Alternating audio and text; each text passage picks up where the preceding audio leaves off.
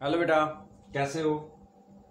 मुझे लगता है लास्ट लेक्चर आपने देखा होगा, बढ़िया आपको लगा होगा और आपने उसको बार बार रिवाइंड करके मतलब दोबारा दोबारा दोबारा दोबारा उसको देखा होगा, तो आपको सारी बातें समझ आ गई होंगी।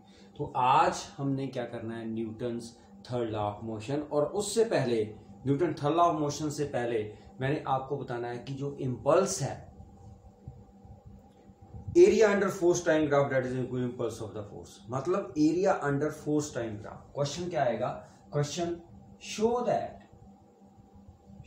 That area under force time graph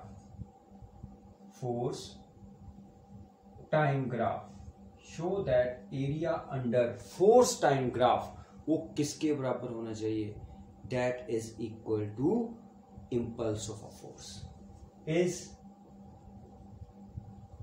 equal to impulse of a force। ये हमने प्रूव करना है, ठीक है। क्या बोला मैंने कि show that area under force time graph that is equal to impulse of a force, ठीक है। ये हमने प्रूव करना है। मतलब इसमें दो चीजें आ रही हैं हमारे पास कि या तो आपकी फोर्स कांस्टेंट है या आपकी फोर्स वेरिएबल है। ध्यान से सुना, this is very important. First is when a constant force acts on a body. First case क्या है? When a constant force acts on a body। जब किसी बॉडी के ऊपर कांस्टेंट फोर्स एक्ट हो रही है। Number two, when a variable force act on a body, that is number two, when a variable force acts on a body. दो case हमारे पास, ठीक है। पहला केस हमारे पास क्या है? When a constant force acts on a body. दूसरा case हमारे पास क्या है? When a variable force acts on a body. तो कांस्टेंट फोर्स अगर किसी बॉडी के ऊपर एक्ट कर रही है विद रिस्पेक्ट टू टाइम, तो ग्राफ कैसे आएगा? फोर्स टाइम ग्राफ अगर हम देखें, ध्यान से देखना बेटा, इसको है कुछ भी नहीं है। इस तरफ को हमारे पास फोर्स है, इस तरफ को हमारे पास क्या है? टाइम है। फोर्स टाइम ग्राफ में हमारी फोर्स कांस्टेंट है, तो ये जा रही है, राइट। स्ट्रेट ग्राफ आएगा हमारे पास, क्लियर है। अब हमने सपोज करो, हमने क्या निकालना? Force time graph. मैंने क्या बोला कि एरिया, हमने यहां से स्टार्ट करके यहां तक मान लो ग्राफ आ गया, यहां तक, यहां पर 0 है, यहां पर टाइम कितना है? t। ये ओरिजिन है, यहां पर टाइम कितना है? यहां पर फोर्स कितनी है? f, इस पॉइंट के ऊपर। क्योंकि मैंने क्या बोला? कांस्टेंट फोर्स है। कहां से कहां तक लगी? 0 to t टाइम। तो हमने क्या प्रूव करना है कि ये जो area under force time graph है, ये वाला area under force time graph, ये किसके बराबर होगा? इंपल्स के बराबर। पता ही है, देख लो आप। ये पॉइंट मान लो आपका O है, इस पॉइंट को हम रख लेते हैं A, इस पॉइंट को हम रख लेते हैं B, इस पॉइंट को रख लेते हैं C। आपको पता है ये स्ट्रेट लाइन है, पैरेलल टू टाइम एक्सिस, तो रेक्टेंगल बन गई। एरिया ऑफ रेक्टेंगल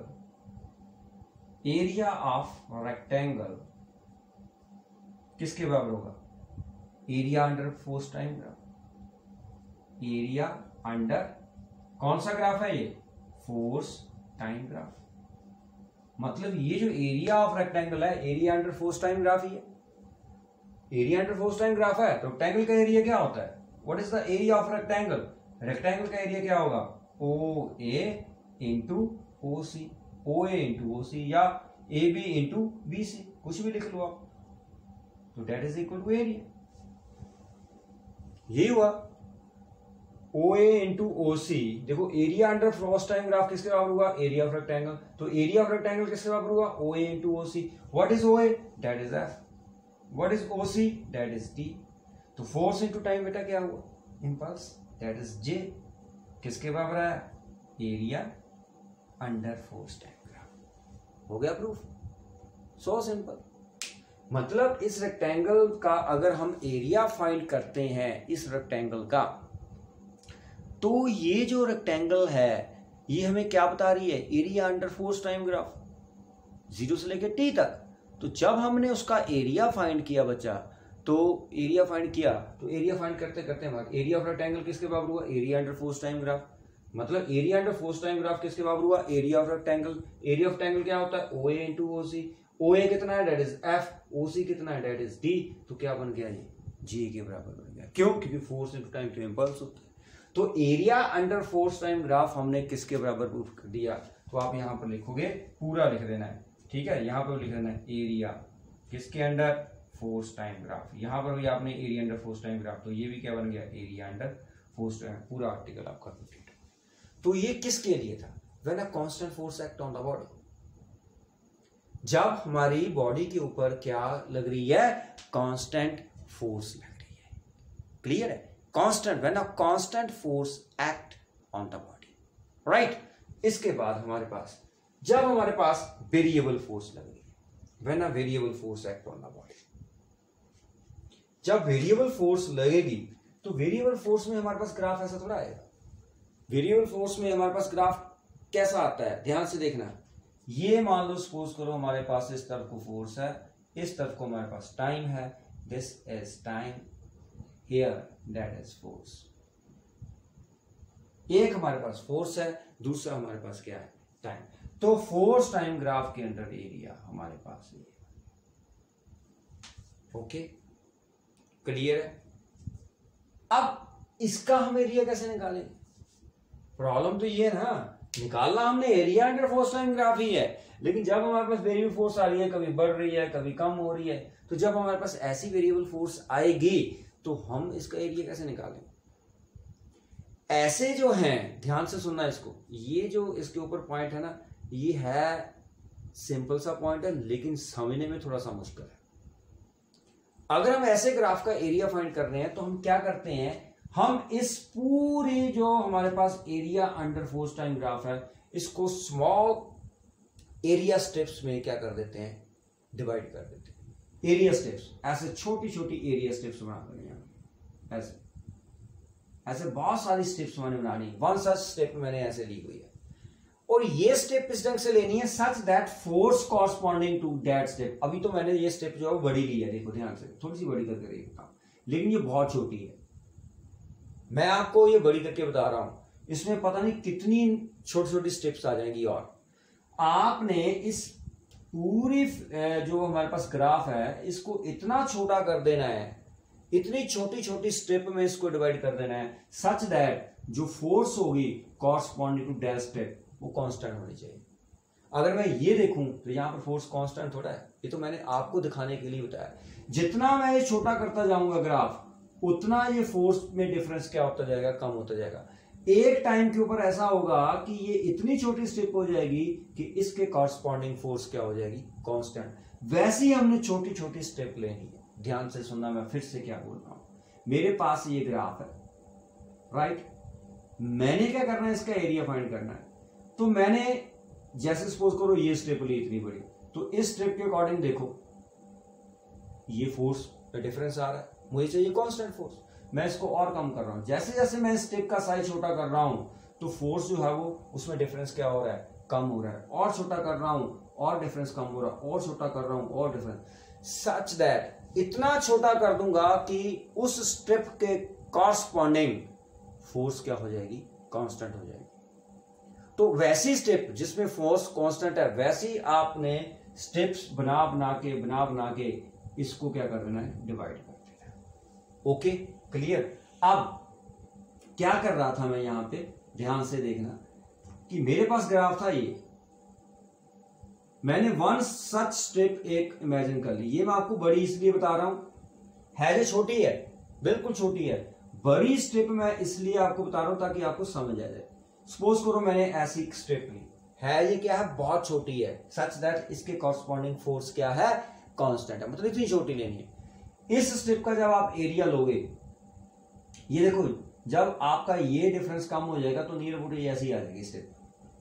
तो जैसे आप इसका एरिया लोगे तो आपने सारी स्टेप्स का क्या लेना है, एरिया लेना है, उन एरिया को क्या कर देना है, सम अप कर देना है। ठीक है, क्लियर है। मतलब ये सारी स्टेप देखो, अगर हम रेक्टेंगल की बात करें तो इतनी रेक्टेंगल बन रही है, ये एरिया कहां गया, इतनी रेक्टेंगल बन रही है, ये एरिया कहां गया, ये एरिया कब गायब होगा, जितनी छोटी हम ये स्टेप करते जाएंगे उतना ये पोर्शन जो एलिमिनेट होता जाएगा।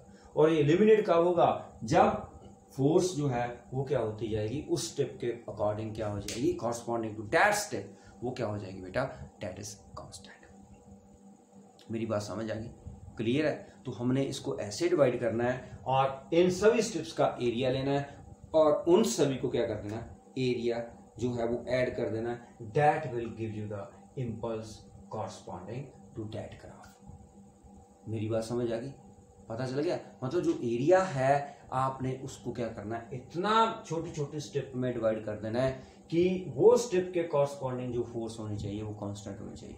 बहुत छोटी स्टेप बन जाएगी तो हर स्टेप का आपने एरिया वो रेक्टेंगल की तरह होगी, तो जितना है वो रेक्टेंगल का एरिया आपने एक का लेना है, बाकी जितनी बन रही है उतनी सारी स्टेप का एरिया आपने लेना है और आपके पास क्या आ जाएगा, ग्राफ आ जाएगा। समझ आ गई, क्लियर है, वो पता चल गया।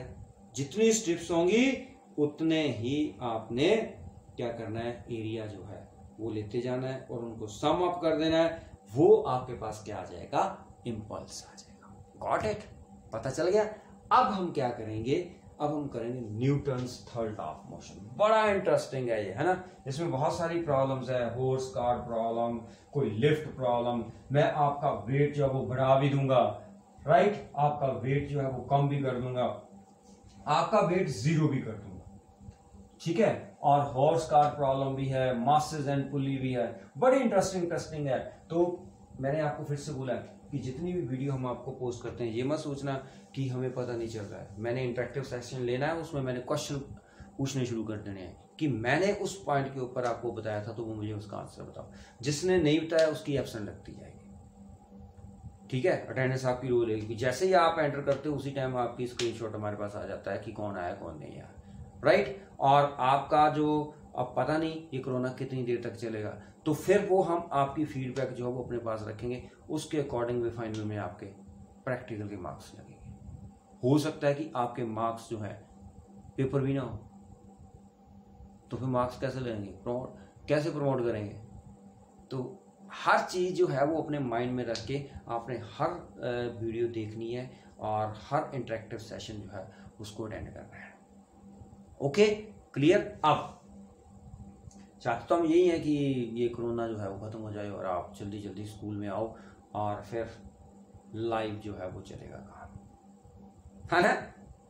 तो हम कहां पर थे, yes, Newton's third law of motion. तो Newton's third law of motion ये क्या बोलता है, Newton's third law of motion क्या बोलता है, Newton third law of motion क्या बोल रहा है, to every action there is equal and opposite reaction. Simple सी डेफिनेशन, ये आपने 9th क्लास में पढ़ी है। To every action there is equal and opposite reaction. समझ नहीं आई मुझे ये बात। अगर आप किसी के थप्पड़ मारते हैं दूसरा भी आपके ऊपर थप्पड़ मारेगा। To every action there is equal and opposite reaction, right. या हम क्या बोलते हैं, और action and reaction are equal and opposite. या हम बोलते हैं to every action there is equal and opposite reaction, या एक्शन और reaction are equal and opposite, दोनों में से आप कुछ भी बोलो, that is Newton third law. मतलब कहने का मतलब क्या है कि जितनी फोर्स, अब देखो मैं पेन के साथ इसके ऊपर लिख रहा हूं, मैं इसके ऊपर फोर्स लगा रहा हूं बोर्ड के ऊपर, जितनी मैं फोर्स लगा रहा हूं उतनी फोर्स ये भी लगा रहा है। To every action there is equal and opposite reaction, right. आपको शायद पता नहीं होगा ना आपने पढ़ा होगा, जैसे ही आप चलते हो ना आप अर्थ को पीछे की तरफ धकेल देते हो। हो गए ना हैरान, है ना। इसका मतलब तो यही है, न्यूटन ने यही बोला, to every action there is equal and opposite action. मतलब अगर हम अर्थ के ऊपर चल रहे हैं ऐसे ऐसे चल रहे हैं ना, मतलब हम अर्थ को क्या कर रहे हैं, पुश कर रहे हैं। पुश कर रहे हैं तो अर्थ पीछे की तरफ जानी चाहिए कि नहीं। जितना हम अर्थ के ऊपर फोर्स लगा रहे हैं उतना अर्थ हमारे ऊपर भी फोर्स लगा रही है। यही मतलब हुआ ना इसका, to every action there is equal and opposite action. बहुत सारी एग्जांपल्स हैं इसकी। जैसे मान लो हमारे पास क्या है कि हाँ, बोट देखी होगी आपने, जब स्विमिंग करता कोई बंदा दिखाई देता होगा आपको, राइट। आपने भी कोई स्विमिंग की होगी। या सिंपल सी बात, हम बॉल की बात कर लो। आपने क्या किया, ये बॉल जो है इसको फेंका नीचे की तरफ, वही रहेगी। बॉल क्या करेगी, ऊपर आएगी। क्यों? आपने तो बॉल नीचे फेंकी, ऊपर क्यों आएगी? ये कभी सोचा आपने? फुटबॉल को लेके ऐसे या वॉलीबॉल को लेके ऐसे ऐसे ऐसे करते रहते हो, या घर में आपके पास बॉल है, वो स्पॉन्ज की बॉल होती है, उसको आप ऐसे ऐसे करते हाथ में, कभी आपने सोचा कि आप बॉल को नीचे फेंक रहे हो, नीचे से कौन धक्का लगा रहा है उसको ऊपर?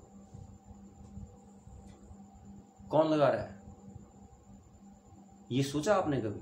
सिंपल आपने क्या किया, पकड़ी बॉल, पकड़ी दीवार के ऊपर मारी, ठीक है।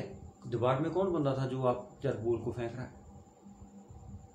हम तो बोले, आप बोले कि सर पता नहीं क्या बोले, दीवार के ऊपर बॉल फेंकेंगे तो हमारी तरफ ही आएगी। क्यों आई भाई आपकी तरफ? बॉल जो है वो आपकी तरफ क्यों आई? क्योंकि वो न्यूटन ने बोला था कि to every action there is equal and opposite reaction. Newton ने उसका सोल्यूशन निकाला, इसलिए वो साइंटिस्ट था। हम तो सोच ही नहीं पाए। हमने क्या ना, बॉल मारी, ठीक है, आगे टकरा के आगे। क्यों आई भाई? What is the reason behind that, right? तो उसने फार्मूला दिया कि to every action there is equal and opposite reaction, right. जैसे हम क्या करते हैं, हम स्विमिंग करते हैं। कभी आपने कोई बंदा देखा कि ऐसे हाथ करके आगे की तरफ जा रहा है, क्या कर रहा है? देखा कभी स्विमिंग करते? ऐसे ऐसे पानी को ऐसे ऐसे धक्का मारो, आप आगे की तरफ जाओगे। होता है ऐसा? आप क्या करते हो, स्विम करते हो, हाथ को पीछे की तरफ करते हो। क्यों? क्योंकि आप क्या कर रहे हो, पानी के ऊपर एक्शन कर रहे हो, और पानी आपको क्या दे रहा है, रिएक्शन दे रहा है। मतलब वहां पर ऐसा नहीं है कि हम एक्शन और रिएक्शन, ये तो बोल रहा है कि एक्शन और reaction are equal and opposite. कोई चीज इक्वल है और अपोजिट है तो कैंसिल होनी चाहिए। अगर हम बात करें कि एक चीज इधर को है, एक चीज इधर को है, मान लो 10 न्यूटन फोर्स से मैं आपको खींच रहा हूं और 10 न्यूटन फोर्स से आप मुझे खींच रहे हो, तो चीज हिलनी चाहिए। बताओ, वो चीज हिलनी चाहिए। कभी हो ही नहीं सकता कि वो चीज हिल जाए, क्योंकि action and reaction are equal and opposite. ये कैसे हो गया भाई? अगर हम न्यूटन की बात करें, पहली बात तो मैंने आपको बता दी। देखो, आप कंफ्यूज हो रहे हो, कंफ्यूज नहीं होना है, लेकिन इस बात को आपने सोचना है कि हम क्या कर रहे हैं। मैं बोल रहा हूं कि जब आप बॉल फेंकते हो, बॉल क्यों वापस आ रही है? मैंने आंसर दे दिया, to every action there is equal and opposite reaction. Newton ने बोला था, हमने तो नहीं सोचा, न्यूटन ने बता दिया तो हमें पता चल गया। अब मैंने क्या बोला कि action and reaction are equal and opposite. ये तो हमें पता है कि action and reaction they are equal and opposite, but जो चीज इक्वल एंड अपोजिट होती है वो तो कैंसिल हो जाती है, तो बचा गया। तो नेट फोर्स क्या होगी? जीरो होगी। एक्शन एंड रिएक्शन मतलब दीज आर द फोर्सेस, तो नेट फोर्स तो जीरो होगी हमारे पास, तो फिर बात तो बनी नहीं, राइट। तो हम क्या बोलते हैं कि action and reaction are equal opposite. अब मैं आपको एग्जांपल बता रहा हूं स्विमिंग की। एक्शन और reaction they acts on a different bodies. अगर एक ही बॉडी के ऊपर एक्शन और रिएक्शन होगा तो वो कैंसिल हो जाएगा, बॉडी कहीं भी नहीं जाएगी। मैंने बॉल पकड़ी है, मैंने एक्शन किया किसके ऊपर? दीवार के ऊपर, और दीवार ने क्या दिया उसको? रिएक्शन दिया किसके ऊपर? बॉल के ऊपर। अब समझ में आई? अगर बॉल के ऊपर ही एक्शन होता, बॉल के ऊपर ही रिएक्शन होता, तो net force on the ball जो है वो क्या होनी थी? जीरो, कोई फर्क नहीं पड़ना था उसको। But action and reaction they acts on a different bodies. मेरी बात समझ आई कि एक्शन और रिएक्शन जो है they acts on a different bodies. मेरी बात समझ आ गई? क्लियर हो गया? तो इसलिए आपसे पूछते हैं कि एक्शन और reaction are equal and opposite, तो ये तो कैंसिल होने चाहिए।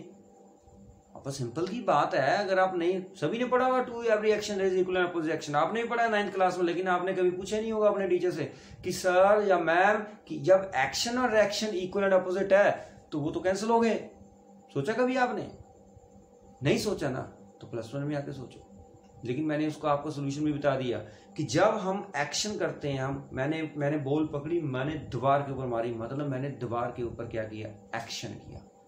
और दीवार ने बॉल के ऊपर क्या दिया? रिएक्शन दिया। तो इसका मतलब action and reaction they acts on a different bodies. Got it? पता चल गया कि नहीं पता चला?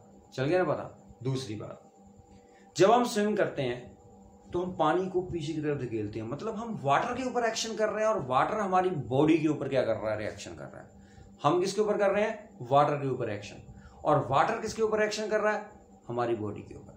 मतलब एक्शन हम वाटर के ऊपर कर रहे हैं और वाटर हमारी बॉडी के ऊपर क्या कर रहा है? रिएक्शन कर रहा है। मतलब action and reaction they acts on different bodies. Action किसके ऊपर हुआ? वाटर के ऊपर। रिएक्शन किसके ऊपर हुआ? हमारी बॉडी के ऊपर। तो वो कैंसिल कैसे होगा? ठीक है, तो ये हमने स्विमिंग की बात की। आपने वो भी देखा होगा, बोट वाले, वो भी क्या करते हैं? पानी को पीछे की तरफ क्या करते हैं? पुश करते हैं और बोट आगे की तरफ जाती है। ठीक है, बहुत सारी एग्जांपल्स हैं। या आप मान लो पानी में बोट खड़ी है और आपने क्या करना है? पानी में बोट खड़ी है, आपने बोट से किनारे के ऊपर जाना है, बैंक, जिसको बैंक बोलते हैं। जैसे ही आप बोट के ऊपर से जंप मारोगे, बोट किस तरफ को जाएगी? पीछे की तरफ। क्यों? क्योंकि आपने एक्शन किया और रिएक्शन भी साथ में। बोट के ऊपर क्या हुआ?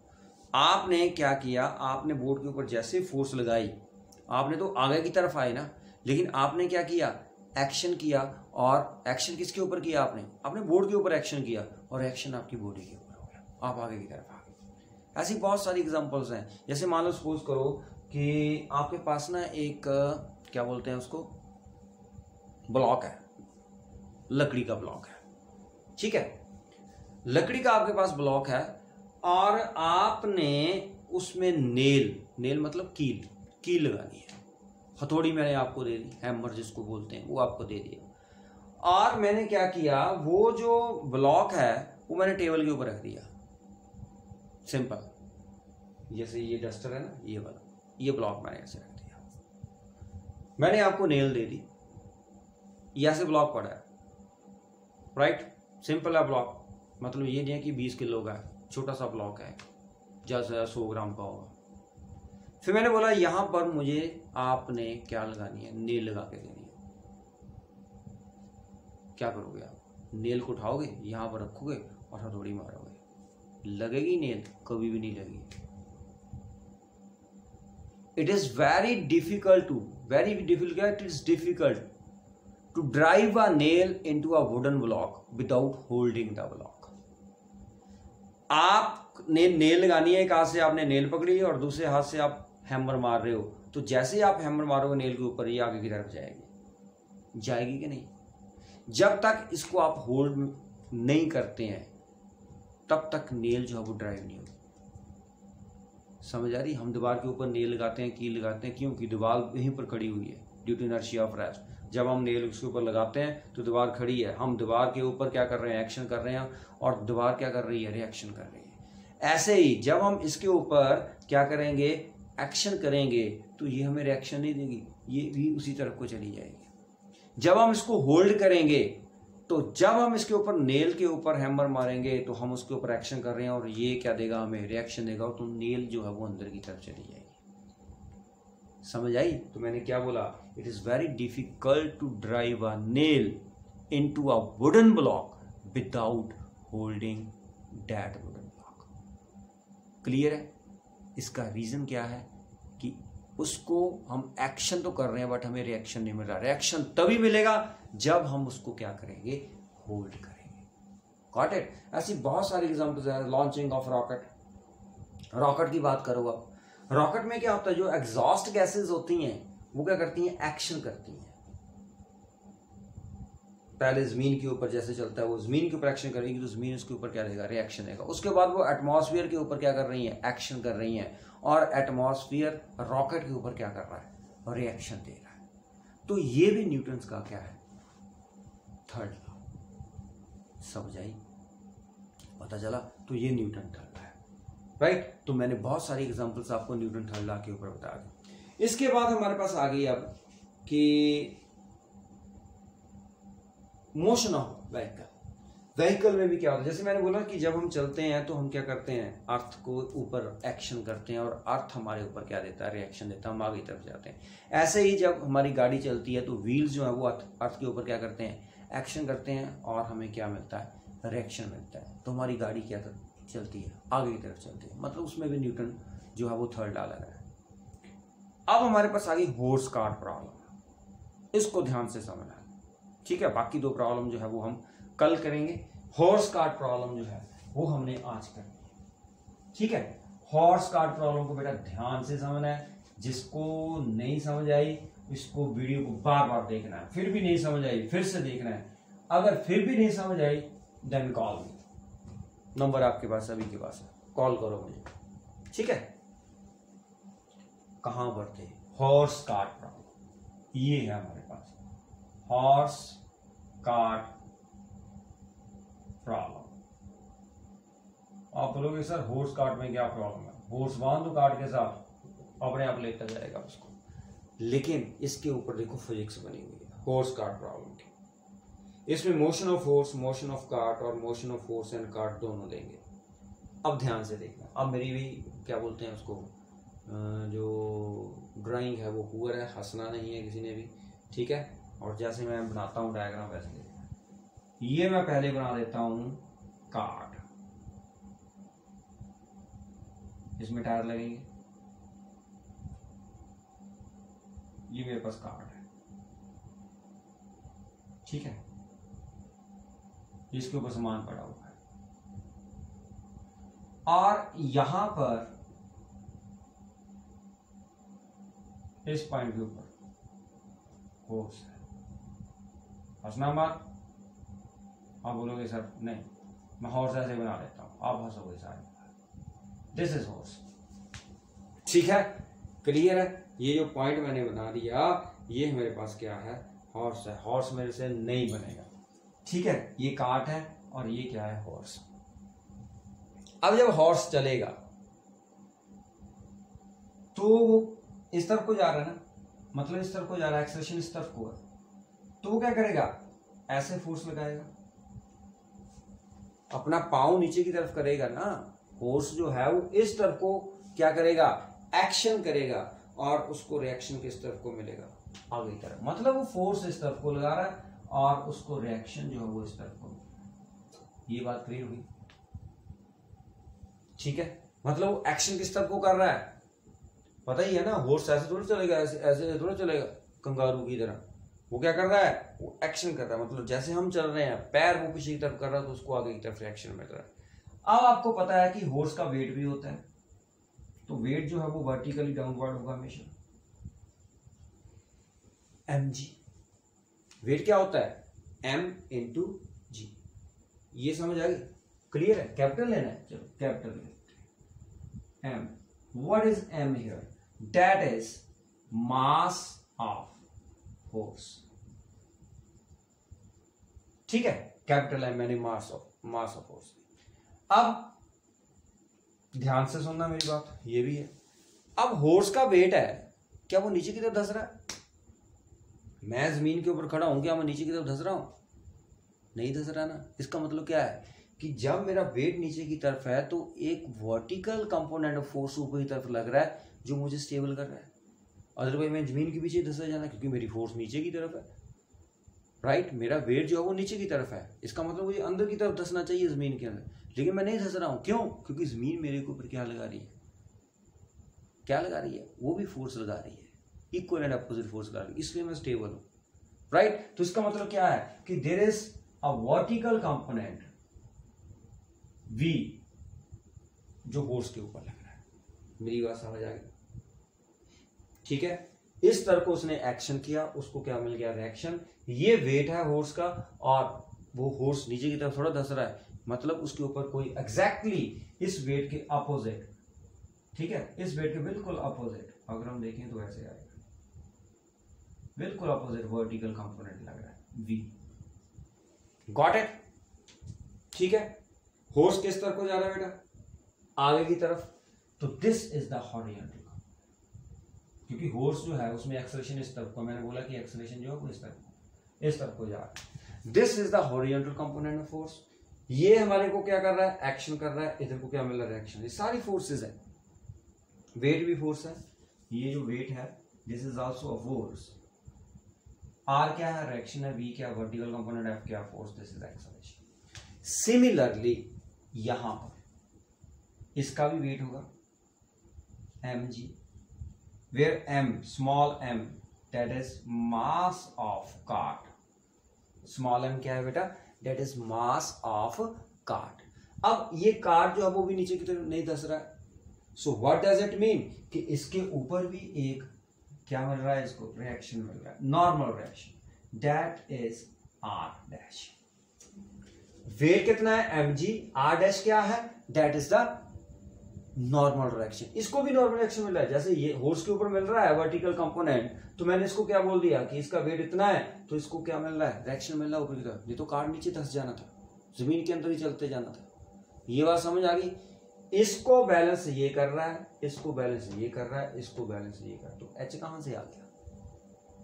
अब ध्यान से देखना, आप किसी भी रस्सी को खींचते हो, मान लो मैंने रस्सी को खींचा, या धागा आपके घर में क्या करते हैं, मम्मा के पास होगा नीटिंग करने के लिए, है ना, ऊन वगैरह, उसको खींचना। जैसे आप छोड़ोगे इस तरफ को जाएगा, अंदर की तरफ जाएगा। ऐसा नहीं आपने धागा छोड़ा वहीं पर आएगा। जैसे आप धागे को खींचोगे, चाहे इस तरफ से छोड़ दो वो अंदर की तरफ आएगा, इस तरफ से छोड़ दो तो अंदर की तरफ थोड़ा सा आएगा। इसका मतलब जब ये फोर्स इस तरफ को जा रहा है तो इसमें कोई ना कोई तो टेंशन होगी अपोजिट डायरेक्शन में, क्योंकि पीछे काट है। आप किसी के साथ रस्सी बांध के किसी चीज को खींच रहे हो, आप रस्सी एकदम छोड़ोगे वो उसी तरफ को जाएगी, पीछे की तरफ। खींच आप इस तरफ को रहे हो और रस्सी किस तरफ को जाएगी? उससे अपोजिट जाएगी अगर आप छोड़ दोगे। तो इसका मतलब अगर फोर्स आगे की तरफ जा रहा तो उसकी तरफ क्या लग रही है? टेंशन लग रही है। सिमिलरली यहां पर एक टेंशन इसके लिए लगेगी, काट के लिए भी लगेगी। मैं क्या बोल रहा हूं कि आपने रस्सी को खींचा ऐसे जोर से, इधर से छोड़ा तो इधर को जाएगी, इधर से छोड़ा इधर को जाएगी। मतलब इस फोर्स के लिए टेंशन इस तरफ को लग रही है, इस फोर्स के लिए टेंशन इससे अपोजिट लग रही है। मतलब फोर्स आगे की तरफ जा रहा है तो उसको टेंशन इस तरफ को आएगी। अब कार्ड को वो खींच रहा है तो कार्ड जाना नहीं चाहता, वेट है उसका, तो इसका मतलब ये कार्ड जो है वो टेंशन क्या कर रहा है? इस तरफ को लगा रहा है। कार्ड के कारण जो टेंशन है वो इस तरफ को लग रही है, फोर्स को जो टेंशन लग रही है वो इस तरफ को लग रही है। इतनी बात क्लियर होगी। टेंशन का मतलब पता चल गया, मतलब एक फोर्स लग रही है उनके ऊपर। टेंशन भी फोर्स है। जितनी भी मैं यहाँ पर लिख रहा हूँ, आर ये भी फोर्स, mg ये भी फोर्स, राइट, ये वेट ये भी फोर्स, एच भी force, vertical component force, R भी फोर्स, एफ भी फोर्स, टी भी फोर्स, सारा ही फोर्स फोर्स फोर्स है, क्योंकि हम लॉस ऑफ मोशन कर रहे हैं। अब मोशन ऑफ फोर्स,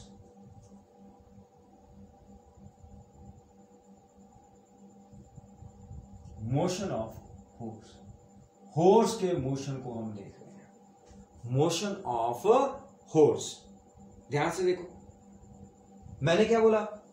फोर्स की बात कर रहा हूं मैं, सिंपल। ये वर्टिकल कंपोनेंट और ये दोनों इक्वल एंड अपोजिट है। मैंने क्या बोला कि फोर्स नीचे की तरफ नहीं धंस रहा है, इसका मतलब उसको कोई ना कोई बैलेंस करने के लिए ऊपर की तरफ फोर्स लग रही है। तो इसका मतलब V और W equal and opposite, net effect 0। जितनी फोर्स आप इस तरफ लगा रहे हो उतना आपको क्या मिल रहा है? रिएक्शन मिल रहा है। खत्म बात। ये दोनों इक्वल एंड अपोजिट, कैंसिल। बचा हमारे पास H, राइट। अब H इस तरफ को है, T इस तरफ को है, लेकिन फोर्स हमारा जहां आगे की तरफ रहा है, इसका मतलब जो H है that is greater then T। अगर H T के बराबर होता फोर्स ने मूव ही नहीं करना था। मैंने आपको पहले बता दिया कि फोर्स किस तरफ को जा रहा है? आगे की तरफ जा रहा है, आगे की तरफ जा रहा है। देखो ये और ये इक्वल एंड अपोजिट, ये कैंसिल, ये और ये इक्वल एंड अपोजिट, ये कैंसिल। फोर्स किस तरफ को जा रहा है? आगे की तरफ जा रहा है। जब फोर्स आगे की तरफ जा रहा है तो इसका मतलब वो टेंशन से बड़ा है, तभी आगे की तरफ जा रहा है। सो नेट फोर्स कितनी होगी? नेट फोर्स, क्योंकि एक्सेलरेशन कितनी प्रोड्यूस हो रही है? A। तो फोर्स आपको पता मास इनटू एक्सेलरेशन, लेकिन नेट फोर्स कितनी होगी? H is greater then T, तो नेट फोर्स कितनी होगी? H minus T। ये किसके बराबर होगा? M इंटू A, क्योंकि फोर्स H माइनस T क्या है? Net force. समझ आ गई कि फोर्स जा रहा है आगे की तरफ, उसको पीछे की तरफ भी खींच रही है टेंशन, तो नेट फोर्स कितनी हुई? H minus T। लेकिन फोर्स किसके बराबर होती है, मास इनटू एक्सेलरेशन, तो इसका मतलब h माइनस टी किसके बराबर आ गया, ma के बराबर। Got it. Similarly motion of cart, motion of cart, अब कार्ट जो है वो जमीन के ऊपर जा रहा है बेटा, तो इसके ऊपर फ्रिक्शन फोर्स भी लगेगी, that is capital F. What is F here, that is force of friction. पता है ना फोर्स ऑफ फ्रिक्शन, पढ़ा हुआ है ना, opposing force between the tyres of the cart and the ground. F क्या है, अपोजिंग फोर्स, अपोजिंग फोर्स किसमें, बिटवीन टायर्स एंड ग्राउंड, जिसको हम फोर्स ऑफ फ्रिक्शन बोलते हैं। ये भी पढ़ा हुआ आपने, इस चैप्टर में पढ़ेंगे हम फ्रिक्शन के बारे में पूरा। मतलब इस तरफ को एफ फोर्स लग रही है बिटवीन टायर एंड, क्लियर है। अब लेकिन कार्ट फिर भी इस तरफ को जा रहा है, कार्ट फिर भी इस तरफ को जा रहा है, इसमें एक अपोजिंग फोर्स लग रही है एफ, फोर्स ऑफ फ्रिक्शन, लेकिन उसके बावजूद भी ये इस तरफ को जा रहा है। मतलब क्यों जा रहा है, इस कार्ड को अगर आप देखोगे तो इसमें इसको कौन खींच रहा है, टी तो इस तरफ को है, इसको लीव कर दो, इस तरफ को क्या जा रहा है, टी जा रहा है। इस कार्ड के लिए टी ये है, क्लियर। तो इसका मतलब T is greater than F, तभी आगे की तरफ जा रहा है। T is greater than F, ये हमारे पास जो टी है that is greater than F, तभी वो आगे की तरफ जा रहा है। अगर एफ बड़ा होता तो उसने अपनी तरफ खींच लेना था, अगर दोनों बराबर होते टी और एफ, इसने मूव भी नहीं करना था, ठीक है। तो ये जो है, ये पता है ना ये कौन है, दिस इज हॉर्स। ये जो पॉइंट में लगा रहा हूं ना, ये वाला, ये मत सोचना कि कुछ और ही पॉइंट ही है, ये क्या शो कर रहा है कि ये क्या है, हॉर्स। मैंने शक्ल नहीं बनाई उसकी, ठीक है, क्लियर। ये क्या है, that is cart, CART, cart. अब T is greater than F, मतलब T ग्रेटर देन एफ है, तो नेट फोर्स कितनी हुई, T minus F, that is mass into acceleration. इसका मास कितना था, क्योंकि फोर्स होती है मास इनटू एक्सेलरेशन, तो T माइनस एफ किसके बराबर आ गया, ma के बराबर। गॉट इट, पता चल गया। अब हम करेंगे motion of force and cart, combine कर दो, motion of force and cart. जब हम motion of force and cart की बात करेंगे, ध्यान से सुनना, एफ और आर इक्वल एंड अपोजिट है, हमने कैंसिल कर दिए। वी और डब्ल्यू इक्वल है, अपोजिट कैंसिल कर दी। ये टी और टी इक्वल एंड अपोजिट है, ये भी कैंसिल होगी। जब हम पूरे, पहले तो हमने फोर्स का अलग लिया, कार्ट का अलग लिया, इसलिए मैंने टी वाली टर्म ले ली। जब मैं पूरा फोर्स एंड कार्ट इकट्ठा लूंगा तो ये टी जो है इक्वल एंड अपोजिट है, ये भी कैंसिल होगी। बचा क्या, देखो आर डैश और एम जी, ये भी इक्वल एंड अपोजिट, वी सारी कैंसिल होगी। बचा क्या, ये भी गया, बचा एक एच और एक क्या बचा, एफ। ध्यान से सुनना, तो हमारे पास क्या बना, एच। अब होर्स इस तरफ को जा रहा है, बाकी सारी कैंसिल होगी, बचा क्या, एच और एफ। तो एच जो है that is greater than F, क्योंकि हमारा होर्स इस तरफ को जा रहा है, तो इसका मतलब फ्रिक्शन से ज्यादा होगा। तो H is greater than F, तो हम क्या लिखेंगे, H minus F that is equal to M A. लेकिन अब एम ए कितना होगा, M is mass of the cart, M is mass of the horse. Acceleration दोनों में क्या है, सेम है, क्योंकि जैसे हॉर्स चलेगा जितनी स्पीड से उतनी स्पीड से हमारा कार्ट चलेगा, राइट। तो एच माइनस एफ पता चला, because H is greater than F, तो नेट फोर्स कितनी हुई, एच माइनस एफ। बाकी तो सारा कैंसिल कर दिया मैंने, तो बचा क्या, एम प्लस ए अपॉन ए। तो यहां से ए की वैल्यू निकाल, तो जब हम यहां से ए की वैल्यू निकालेंगे, A that is equal to H minus F over M plus M. This is the acceleration. क्या है ये, एक्सेलरेशन किसकी, फोर्स की समझ लो चाहे कार्ट की समझ आ गई। अगर आपको ये चीज नहीं समझ, ये तो देखो ये शॉर्टकट मेथड है इसको निकालने का, जो मैंने इक्वेशन 3 निकाले। अदरवाइज आप इन दोनों इक्वेशंस को ऐड करो तभी आपके पास यही वैल्यू आएगी। ये वाली जो मैंने देख के देखो, वो भी आपको बता देता हूं।